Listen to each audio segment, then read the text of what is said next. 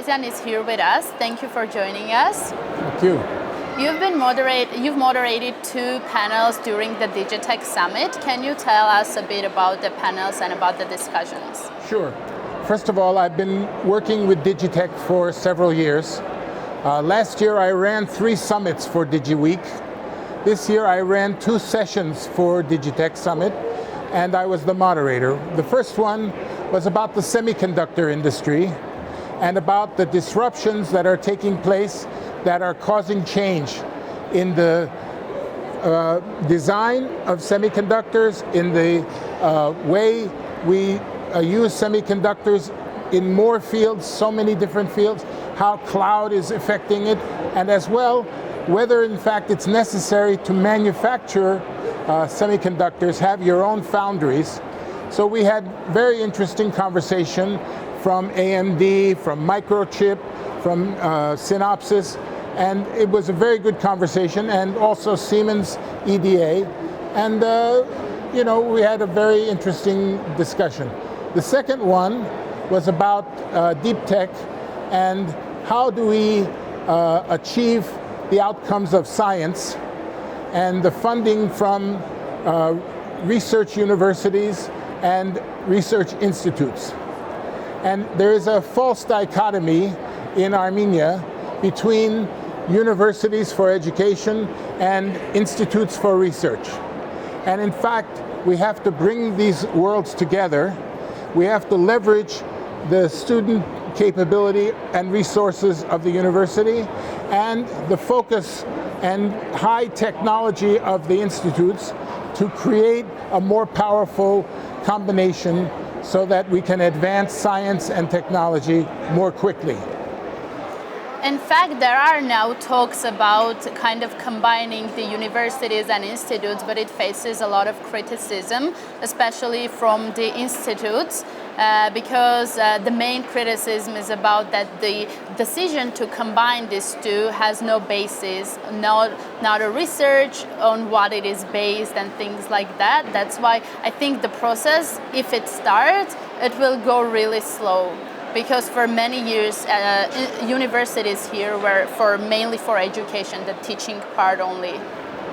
So in fact, the reason I was chairing this session was to reveal what are the benefits of having a combined initiative and strategy, rather than having competition between universities and research institutes for very scarce dollars and resources.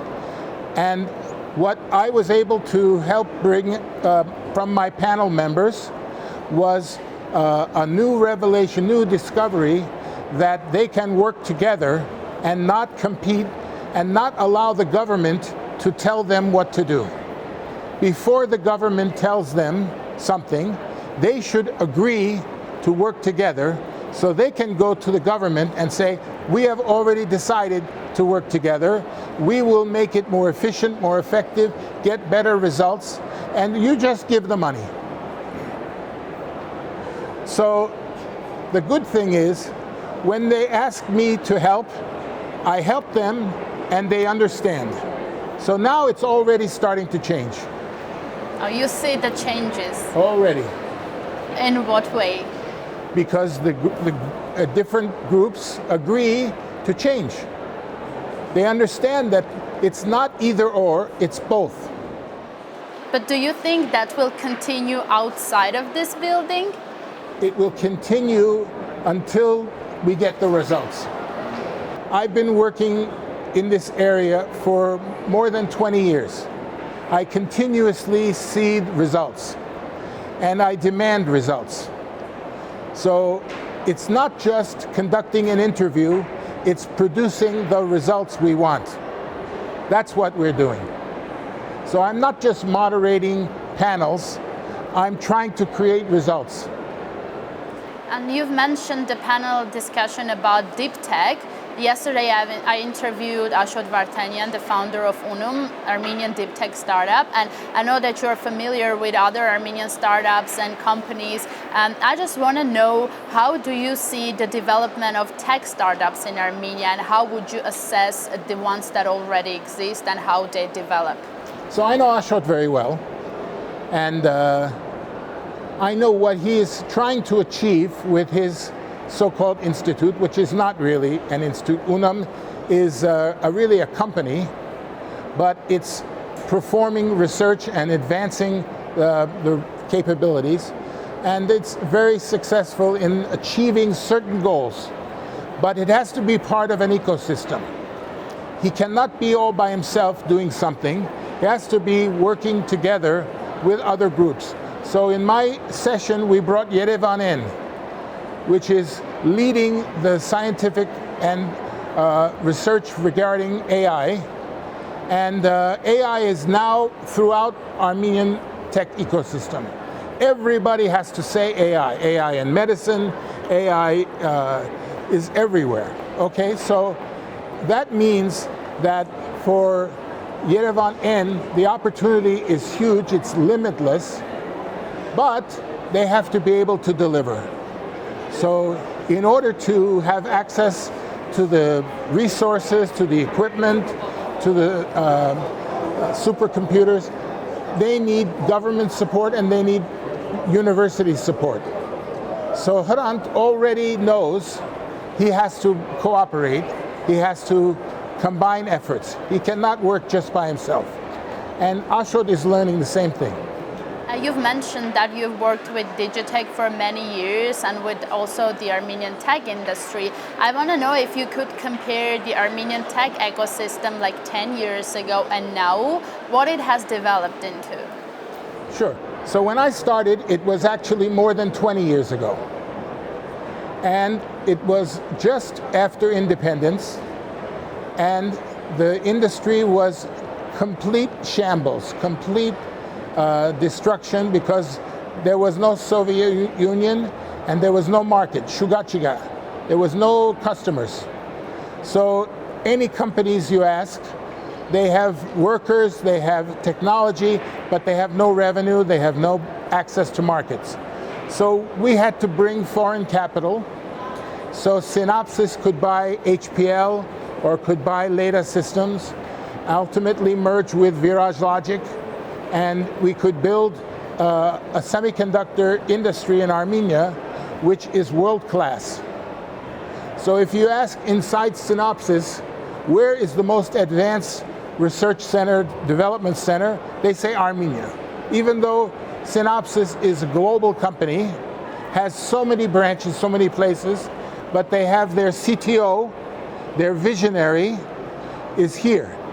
And I've worked together with the head of Synopsys and the CTO and all the companies, and that's just one example. But the first period, the first 6-7 years, we had to bring foreign companies and foreign capital to salvage what there was in the Armenian tech sector and create relationships to the rest of the marketplace.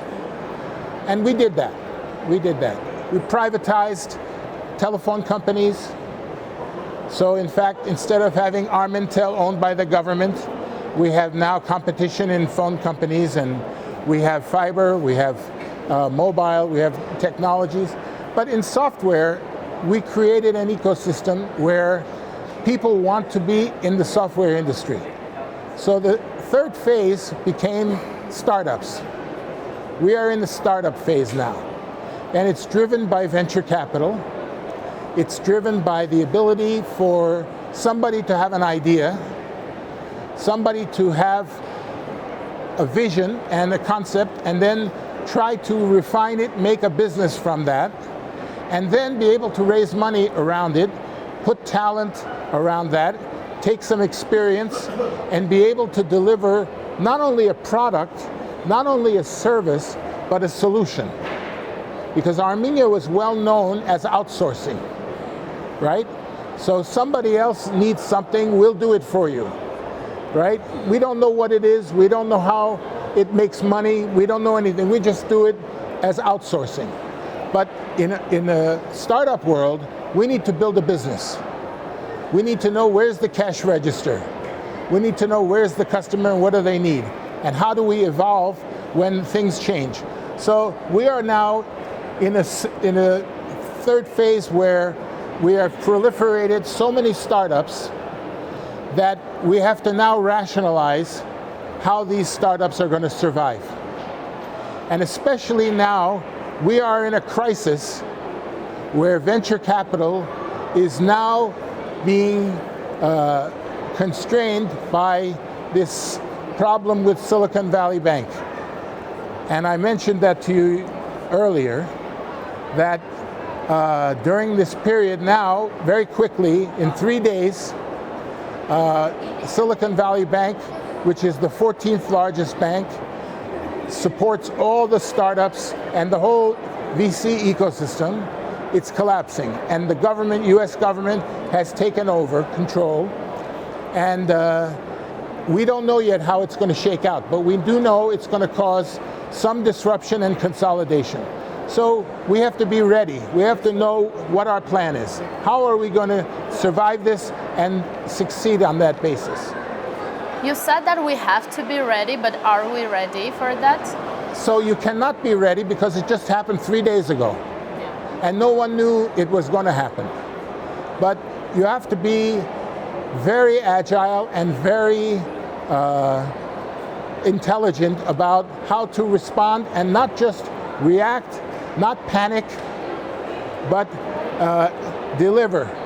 So those companies that can sustain, can survive, can thrive, and consolidate, they will.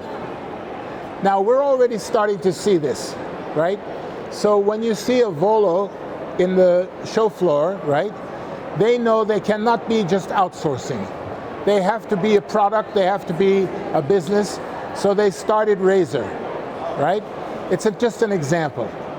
But you look around, everyone is doing something like this to get closer to the customer, to have a solution, to have a revenue stream that doesn't depend on someone else running the business, and also the ability to survive a crisis. So I think Armenia will be ready to respond as, by the way, this is not just affecting Armenia, this is a global situation, and the whole tech industry worldwide is having this challenge. So whether you're Google or whether you're Amazon, you're all relying on some kind of Silicon Valley Bank, and unfortunately the Federal Reserve and maybe China are behind this crisis because the Federal Reserve is controlling the exchange rates, the interest rates, and China is trying to disrupt the US economy. So who knows? Who buys treasury bills? And how much are they worth? We don't know what's really going on yet. So it's too early to really be ready, but we got to be prepared. You've mentioned some phases that the Armenian tech ecosystem went through, and we are in like this, you said, startup phase now. I want to know, is this individual for each country, or this is a path that every country that prioritizes tech goes through? So I can't say every country. There are countries that have not benefited from startups. There are also countries that have economies that are closed, that are not open. For example, how many hundred companies from Russia have come to Armenia now? Yeah, many. Many. Why? Wow. I cannot mention specific Well, reasons. they told me it's because the Armenian girls are so beautiful. They like them. I doubt that. You don't think so? No, I don't think so. That would be a stupid reason to relocate. Well, it may also be because they don't want to have a big war like Ukraine, so instead they'll come and take over Armenia. What I'm saying is there are closed economies, there are open economies, and Armenia, we moved to a very open model. Most of these startups are incorporated in the United States, in Delaware. And that puts them as part of a global ecosystem. It, on the one hand, means that they are protected from being isolated, but at the same time, it does create risk, global risk. We cannot control world events. but we can control how we respond to global events. And that's something that I've always wondered when you've mentioned that a lot of Armenian startups are not registered in Armenia. And is it important for Armenia that its startups would be registered here? And can you call a startup that is not registered in Armenia an Armenian startup? So I agree with you that it's a complicated question. First of all, we advise, I'm also an angel investor and I'm involved in venture capital. So we advise our startups to incorporate in the United States or in some other country, but to have operations here that's also registered, that's paying its taxes, that's following the laws inside this country, but not to be so tied to the Armenian system that if there's some disruption here, they are in trouble. So in fact, our country is in a very dangerous zone, region, right? And there's a lot of uncertainty. So we can't allow investors to be exposed completely to that regional uncertainty. So they have to create a way of presenting themselves that they're part of the global tech ecosystem, and it has to be true. It can't just be an image, it has to be true. So we've exited several companies, but we want always to be benefits to Armenia as a result of it. So I was upstairs and VMware has a nice booth there, okay? VMware is one of the most advanced cloud companies, software companies in the world, not just, and they have 200, 300 employees here in Armenia. When we sold the Armenian company to VMware, we had 16 people, okay? It was called Integrian. Now it has 200 or 300 people in Armenia.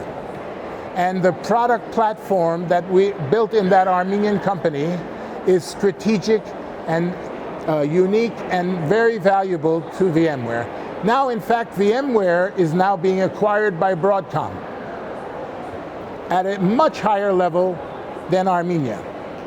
So the question then becomes, how does Integrian, the Armenian base, survive and thrive when Broadcom takes over? And this is why we have to be very agile. Things are going to change. It's inevitable.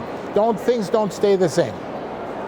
So we have to be ready to move as the market moves.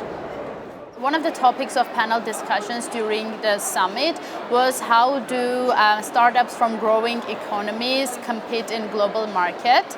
And I want to know, what's the role of Armenia in global market and what potential does it have? So the old model was that Armenia was a source of cheap labor. Good talent, smart people, we brought low cost to the table. But in fact, we cannot be the lowest cost. We have to be the smartest and the most efficient, the most disruptive and innovative, so that in fact, when they want to achieve a certain outcome, other people can maintain something of the past. Armenia will deliver the future. So, have you ever heard of my friend Nubar Afeyan? Yes, I have. So, I always accept his visions. He says, in order to succeed, we have to imagine the future 5 years from now. We have to identify as the goal, what are we trying to deliver results, and then not worry about how to get there yet. We will try several ways to achieve that outcome. But if you don't start from the outcome and work backwards, you're going to end up on the wrong road, and you're going to end up in a dead end. So that's how the Armenian ecosystem has to operate.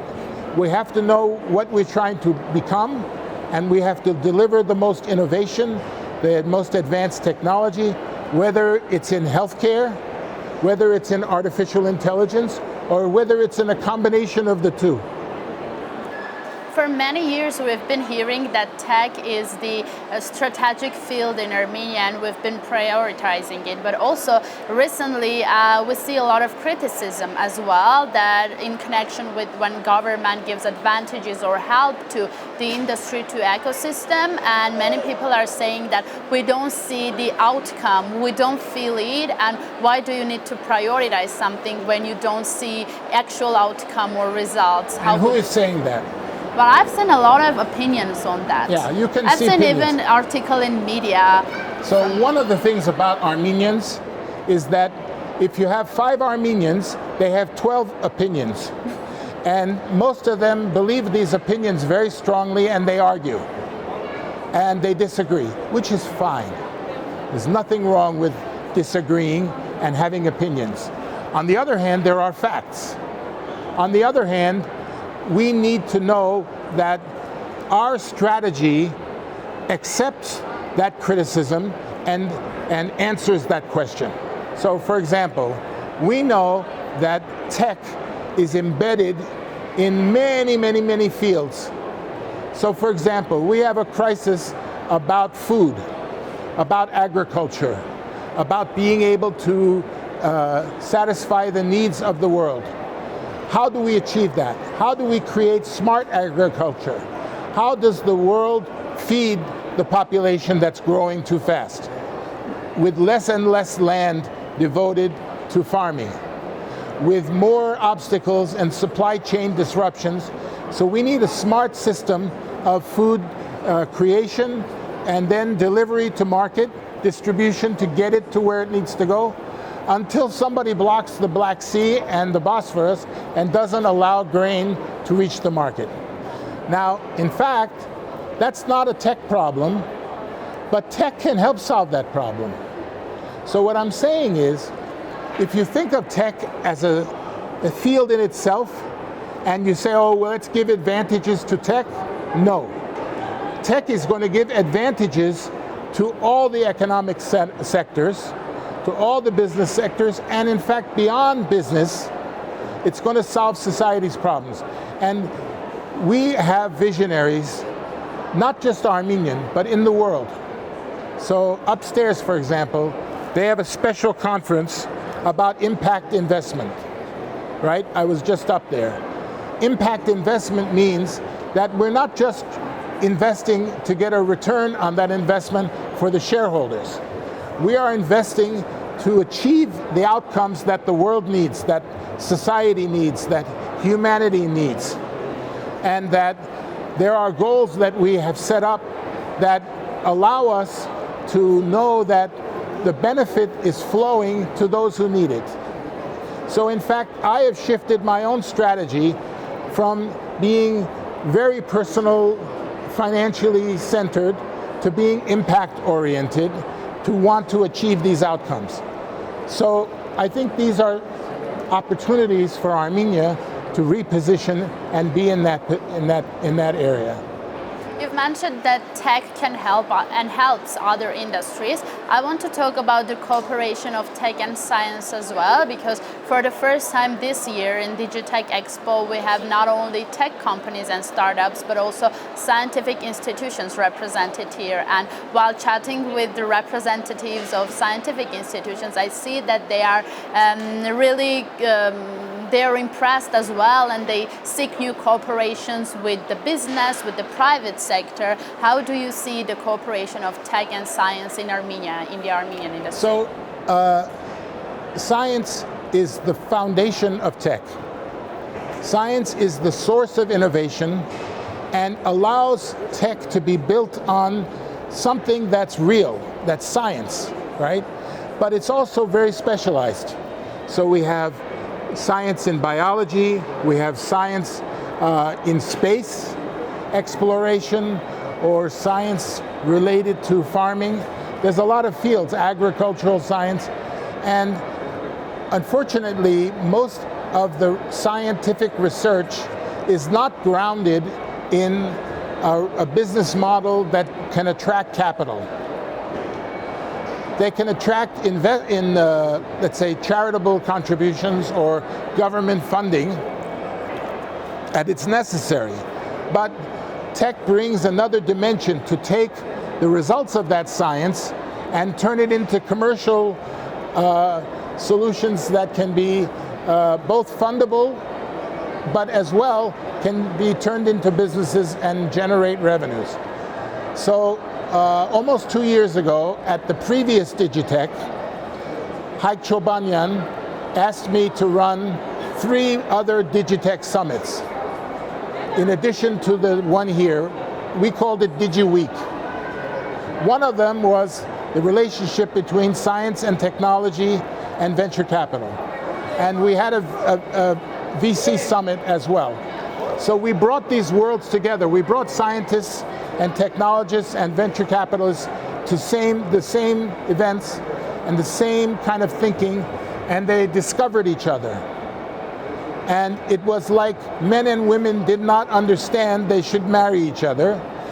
They realized that not only are they attracted to each other, but the purpose of men is to marry women, and the purpose of men is to marry. So what I'm saying is this industry now has realized we are one. We are part of one system. But it's going to grow even more than that. We know that there are many fields that in fact have been ignored by scientific innovation, and by trying to achieve these kind of impact goals, we can move them forward, and we will. And I also see the changes, but I think that tech is cooperating, in my opinion, with hard sciences in Armenia, and I don't see any cooperation with like humanities, social sciences, and things like that. So when I saw representatives upstairs, and I see that when I ask them, do you have any ideas of cooperation and things like that, they just start to think about that and produce some ideas that they can cooperate. Well, you know, people need to think before they do, right? I myself have a tendency to do things before I think all the way through. But once you start doing and you start thinking, you begin to see what the benefits are. And you know, I think overall we are seeing change, maybe not as fast as we would like, or maybe not results as quickly as we would like, but you know, having a 20-year, almost 30-year perspective, I see results. I tend to be not just an optimist, but I tend to see how, let's say, things can get better, and how do we make them better. But again, I refer to Nubar Afeyan. We need to know what we want to achieve and not worry about how to get there until we have some experience, and then we can make sure we're going to achieve that outcome. Now, his company is a perfect example, right? Moderna, right? They were doing research on genomics for how many years? And it wasn't until we had a pandemic that we realized, oh, maybe we can use this to make vaccines, right? Now, not only do they have a company that's very fast growing, very valuable, and by the way, run by an Armenian and a few others that are in there, but more importantly, it has the positioning of having done 10 years of research and being able to leverage that to be able to cure other things, whether it's cancer treatments or other problems of society. So fortunately, Armenians are pretty smart.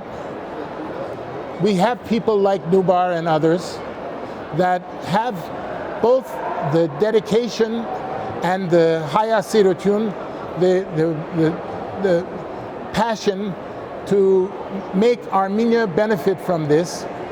So, you know, why does the chairman of Moderna care about Armenia? But he does. And in fact, he does more than anybody. So much so, he's across at the Divine Hotel having a conference on the future Armenian while I'm here at DigiTec. So I tell you, I'm not optimistic. I am persevering, I am dedicated, and I will constantly push us forward. Not just me, all of our colleagues. There are a bunch of us worldwide. That's what we really went out to do. We I'm one of the founders of a movement called ArmTech, Armenian High Tech. And we created an acronym, ArmTech. And we also created a platform called Silicon Armenia. And Silicon Armenia makes you realize we are Silicon Armenia. We're sitting here in the Ararat Valley, and we are close to the tech, but we are in the mountains. So all of this branding of UATE goes way back to the beginning of this. That's why somebody like Haik Chobanyan, who was in on it from the beginning, now he's a Hayastansi. He's from here, right? But he's one of us, and we are one of him. We are with them. We have a global, that's why we have, what, do we have 3 million Armenians here? 2.5. 2.5, okay. I'm a size 10.5, so it's almost 11. What I'm saying is, we have 10 million Armenians around the world, right? There are people who say there are more Armenians in California than there are here, right? So when you asked me before, you know, how can you say it's an Armenian company if it's not incorporated here? I think that's baloney. It's an Armenian company because it cares about Armenianness. It doesn't care necessarily about the government. It doesn't care necessarily about the Armenian market and the customers, because we have a worldwide market and we have to compete with the best and the brightest in the world. But we have hayasirutun, we have pride, we have dedication, and we know we are Armenian. And in fact, other people are jealous. They want to be Armenian. I brought a friend with me today. He's from India. Now, he has 25 years experience working from the Indian market. And he's a very advanced guy in terms of solutions delivery and operations and crisis management, everything else. But in fact, he has 2 children. He brought his children here, and they love Armenia. Absolutely love it. His wife loves it. And he decided to not only work here, but to move his family here. And he is trying to become an Armenian. And as he learns more and more what it means to be Hayaser, he is becoming an Armenian. But I told him, don't do it entirely. We need to benefit from your experience in India and in the worldwide, world-class environments in which you've worked, for all the biggest banks, for all the big institutions. But we need to bring that into this small place where the people are passionate, where the people care about what they do and how they do it, and where they allow the benefits to flow to those who don't have it. That's why Armenia is great. Thank you very much for the interview. I enjoyed it. Now I get to ask you a few questions. Okay, I'm ready.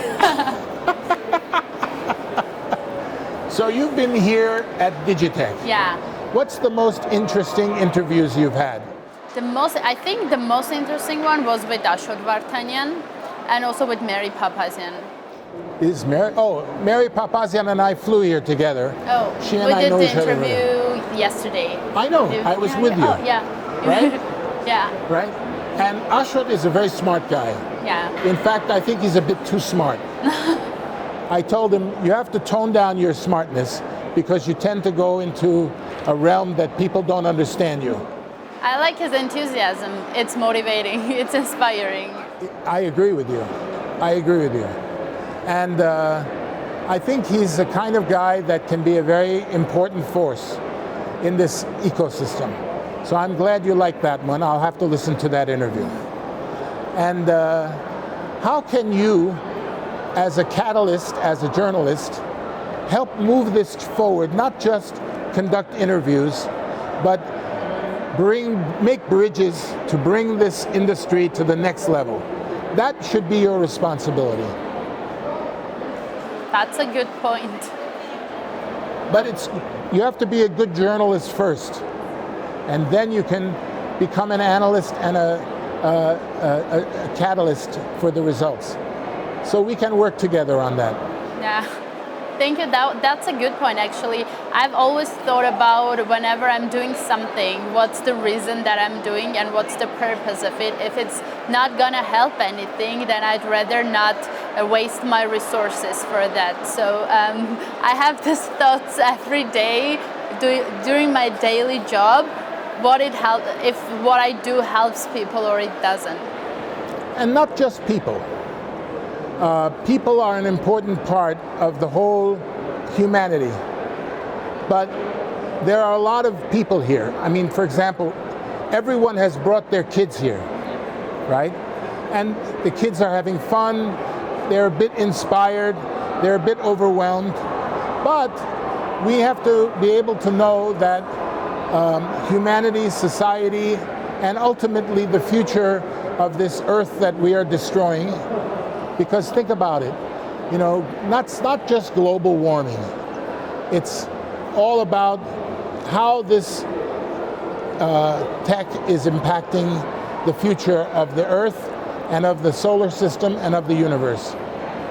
The good news is we have God on our side because God wants tech to succeed. How do you know that? He told me. Oh, you have connections. No, but if you stay open to the message, then you hear it. I would suggest that. If you want to get to heaven, you have to set a destination, and then you get there. Otherwise, you just die. Oh, haven't thought about that. I know. That's why I'm here to help you think. Thank you very much. All right. So I'm going to go now. Is that all right? What? I'm going to go now. Yeah. Thank you. Thank you very much. Cut.